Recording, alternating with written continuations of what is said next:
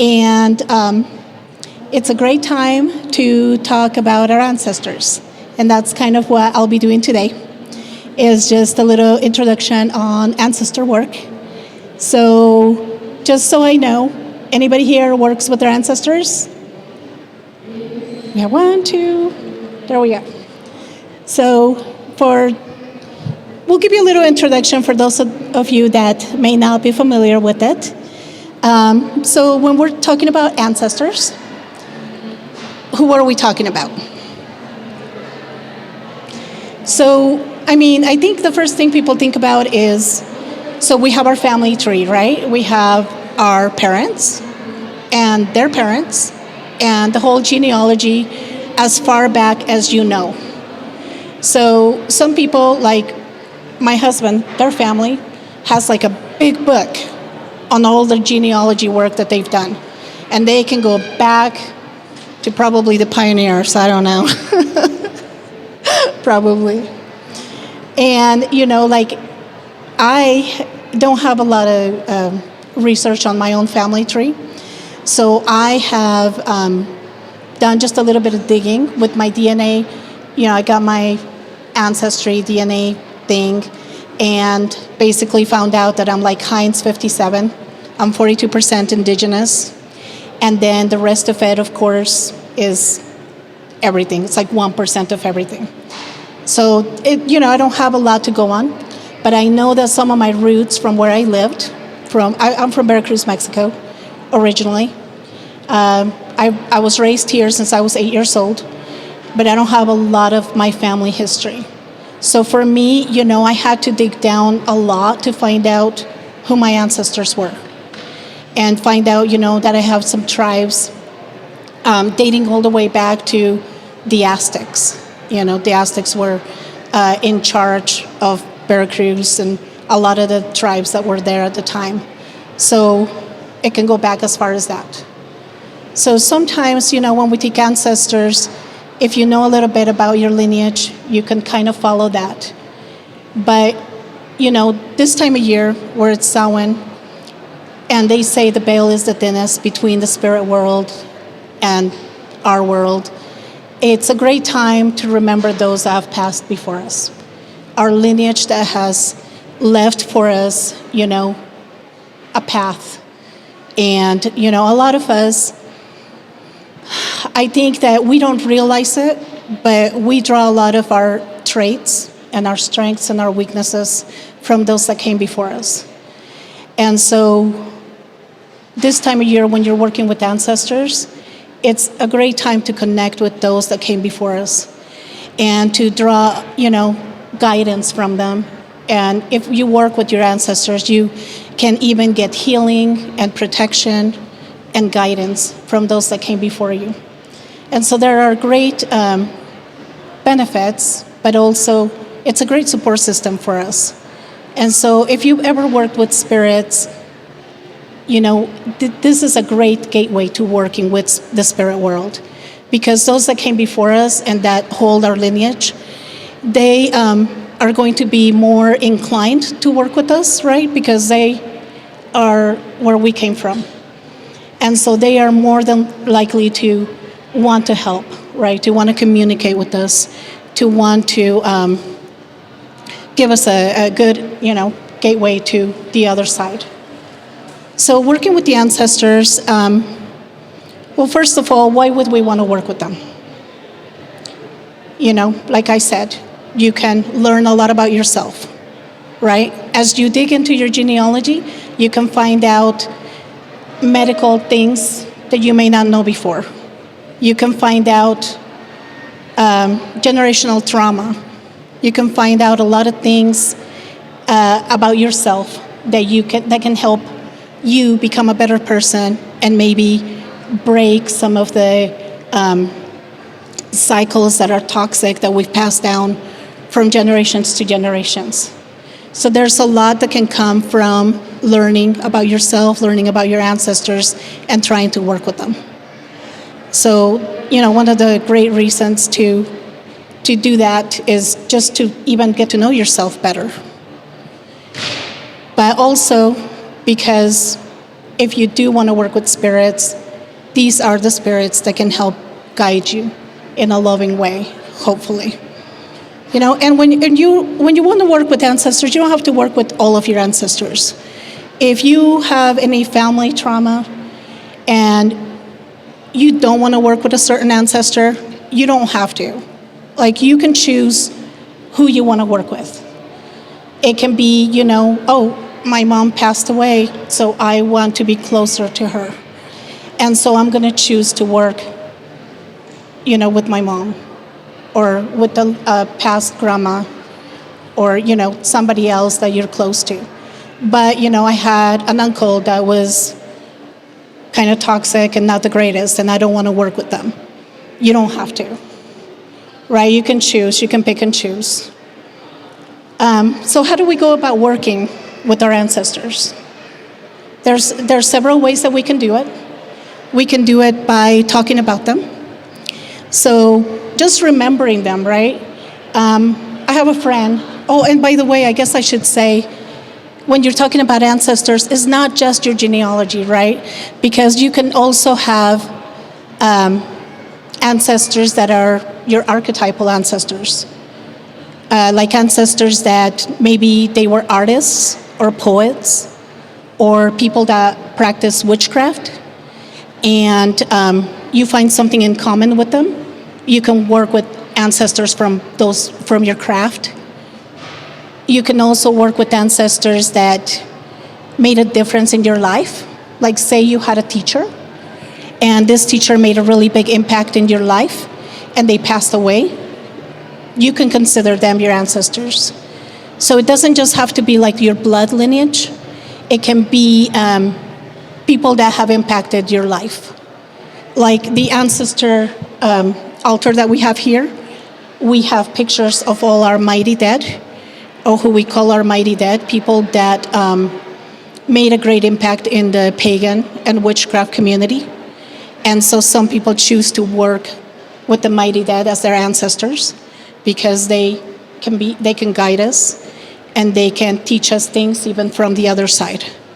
So they don't have to be just blood ancestors. They can also, you could work with source, and source is what some people call all of the ancestors.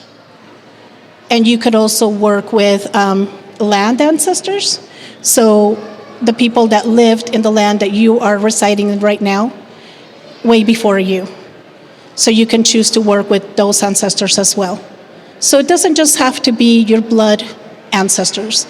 It can be all these other types of ancestors as well. But as you're working with them, some of the things that you can do is you can remember them. You can talk about them. If your relatives passed away, a great way to keep their memory alive is by telling stories about them, by talking their names, by perhaps when you sit down to eat a meal, setting up a plate for them, or eating even their favorite food and remembering, that was their favorite food, That is what they loved, and that keeps them alive. So you can work with ancestors just by the actions that we do every day, remembering them every day, talking about them, listening to their favorite music, baking their favorite foods, having an experience that they would have loved. Just maybe my mom passed away and she loved crafting. And now every time I sit down to craft, I feel closer to her because I'm doing the things that she loved to do. That is another way of working with your ancestors. So they can be everyday things, or they can be even elaborate things. You could set up an altar in their honor. In Mexico, we have a Day of the Dead, where a lot of people will make these shadow boxes, and it's kind of like a little shrine to those that passed before us. I made one for my uncle one year, where I put his picture and his favorite foods and his favorite flower, and just, basically things that reminded me of him, and a picture of him, of course. And then I kept that as a way to honor him and to remember him on that day. And you can set up altars, right? Not just on the Day of the Dead, but in your home, where you can do something, maybe not as elaborate as this, but you could just do, maybe on a table or something, you could put a picture of them, that every time you walk by, you remember them, and you're keeping that memory alive. So working with them as spirits, you can also, tap into them by doing little things like you could do a prayer to them, or write a little poem for them, or just talk about them. So I'm trying to think. Keeping names alive, ancestor. That's another thing I forgot. So ancestor grimoires. I don't know if you guys have ever done like a grimoire for magic, where you just, it's like a book where you keep all of your different spells or your different rituals that you do, or recipes or things like that. Well, you could do something like that, but for your ancestors. You can start a book where you start researching about your ancestors, and you can start with your family tree maybe, and then you can write down all the things that you find about your genealogy. You can keep your memories of all those that you've loved that have passed away. So you can keep this grimoire of your ancestors. And it's a really great heirloom that you could pass on from family to family. This is stories from your family that you can pass down to your kids, so that they don't have to do as much of a hard work that you had to do when you're trying to find your genealogy. Something you can pass down. Also a great way to work with your ancestors as well. We talked about music and language. Nature walks. So even by taking like a walk in nature, you could feel closer to your ancestors. You could, just by going on a walk, you can, share like the experiences and feel closer to them as the seasons change. Because when they were alive, they also went through all the changing seasons. And they also were outside at some point probably. And, there are little messages that we can get in nature that we can't get when we're inside, trapped in our electronics and our phones and all those things. So being outside really helps us connect and ground and feel closer to them in some sense. Being by a stream of water. They say water is very conductive for messages to spirit. And, you could talk with them as you are out in nature. And sometimes you can even hear messages from them, like little things like maybe they loved a certain flower and you see it because you're thinking of them. And sometimes, when we connect with spirits, it's not like black and white, right? They're not just always talking to us, but they may send you messages like a leaf might drop on you, or there will be a melody that starts playing that it's their favorite melody. Like the way they connect with us is different than people that when they're alive. There's subtle messages. It can be, all of a sudden you see something on the road that, meant something to them, and it clicks because you just know, they loved butterflies, and there's a butterfly. That could be a way that they could communicate with you. So during this time, as Samhain is upon us, it's just a great time to connect with them and to keep their memories alive. And we, want to take this time to really honor them. And that is kind of one of the things that I want to mention to you guys here. While we are at the Samhain Festival, we have some paper scrolls over on that table. You guys can write down messages to your loved ones, or even the name of somebody. Like I wrote the name of my friend that passed away, Laura, and she always would come to these events. She came to the Beltane Festival. She would always come to these events, and she recently passed away suddenly, and it was unexpected. And I know that she would have loved to have been here. So that was one of the first things I did when I got here today. I wrote her name, and I put it on a skull, and I put it on the ancestor tree. And I invite you to do the same today, to take a minute and write down someone that has passed before you that you just love to remember and honor today. Write it on the skull, honor them on the ancestor tree, and maybe take that practice home and, to start working with them, because this is a really great time to remember those that's passed before us. We are only here for such a short time, and we hope that those that love us will also do the same, will also remember us, and, like we remember those that have been before us. Does anybody have any questions on ancestors and how to work with them? Anything that you guys want to share?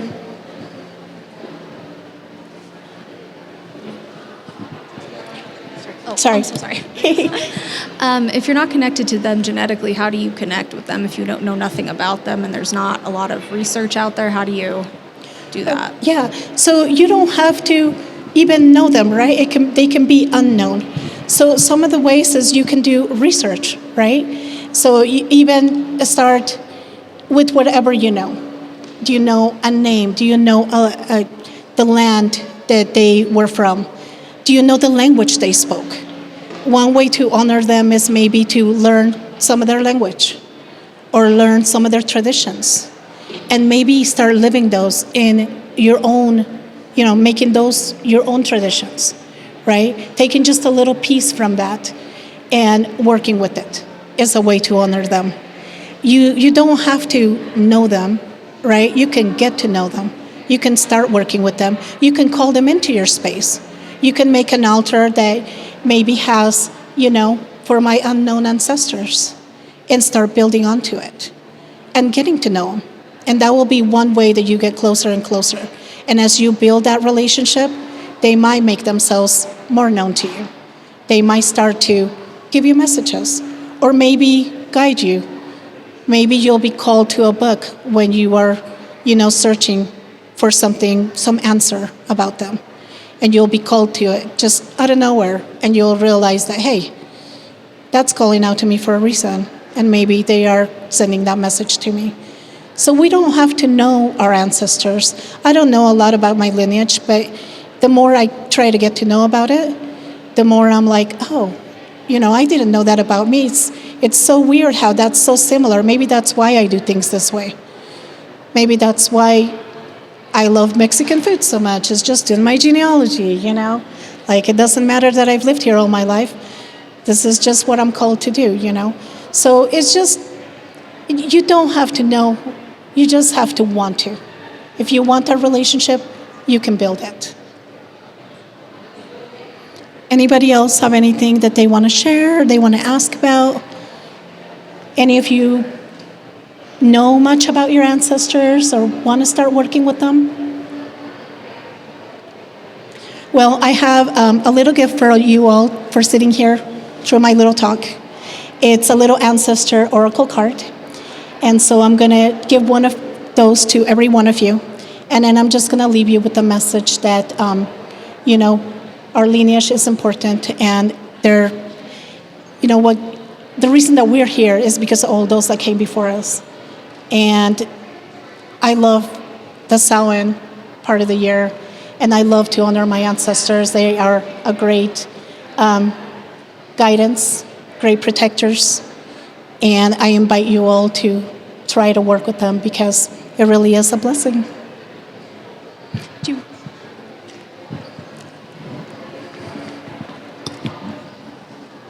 So last year on Samhain, I actually started work with my ancestors, and one of the things I did was now on Samhain I go to the cemeteries and I spend some time cleaning headstones and pruning the bushes if they're there. There was a dead shrub of one of my great uncles, and so I dug up the dead one and went and this spring replaced it with the live one. And so just tending to the grave sites, and you can have a one-sided conversation with them, but I think it's just being aware and building that relationship and opening yourself, because since I started doing that, I've seen more and more connection, and I've had circumstances where my ancestors and my family that I know have reached out and communicated with me.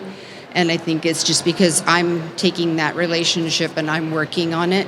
And so it's allowing them to contact me to let me know that they see that and that they know that that's there. And so, I mean, even as recently as my birthday, my mother, who passed away last November, reached out, and in a very physical way, she opened a cupboard, and that was always the cupboard she left open. And I closed it and walked out of the room and came back in, and it was open a second time. So, I mean, she was like, okay, obviously okay, thank you for coming on my birthday, Mom. Thank you for recognizing me on my birthday. But it's just building those relationships so that they can reach out.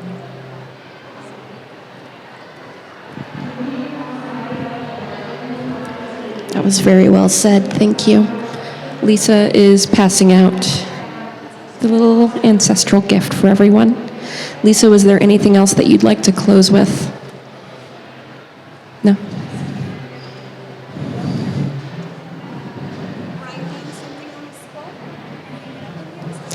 So Lisa said that we can go over here to write down, I believe, messages to our beloved dead. And then will they be burned later, Lisa?